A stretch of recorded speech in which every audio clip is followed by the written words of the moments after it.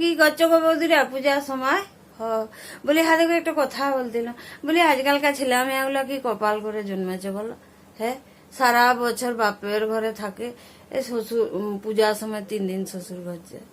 আর আমাদের দেখো সারা বছর শ্বশুর ঘর আর বাপের ঘর তো ভুলে যাও। হ্যাঁ দেখো বলছি আমার বোরের ষষ্ঠীর দিনে ছুটি পড়বে, তো আমি 2 দিন আগে যাব। তো আমার মা বলছে বাবা জামাই কি খাবে, সঙ্গে আসবি। ভাবো আমাদের মাগুলি কেমন, ভাবো। হ্যাঁ, আর আজকাল গোটা বছর বাপের ঘরে থাকছে বিটি ছেলেগুলো। হ্যাঁ, পূজার সময় শ্বশুর ঘর যাচ্ছে। আর আমার মায়ের 80 কেজির জামাই, হ্যাঁ 2 দিন ব্রেড খেলে শুকিয়ে যাবে। যাই হোক গা, আর তো বলতে লারি। হ্যাঁ দেখো একটা কথা বলি।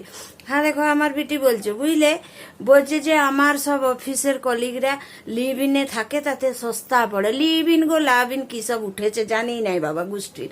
যাই হোক গা, দিয়ে বলছে তাতে সস্তা পড়ে, থাকা খাওয়া সব সস্তা পড়ে, সব লিভ ইনে আছে। বলি তুইও থাকবে যা।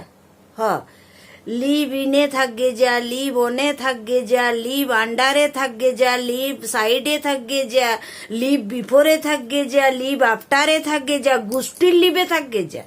হ্যাঁ, তবে একটা কথা মনে রাখ, আমার যদি জামাই খুঁজতে কনফিউশন হয় যে কোনটা আমার জামাই, তাহলে কিন্তু আমিও ওই live in on under inside after before সব করব।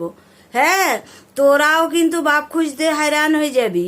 কাকে পাপা বলবি, কাকে ড্যাডি বলবি, আর কাকে বাবুজি বলবি, কাকে পিতাজি বলবি, ভেবে হয়রান হয়ে যাবি।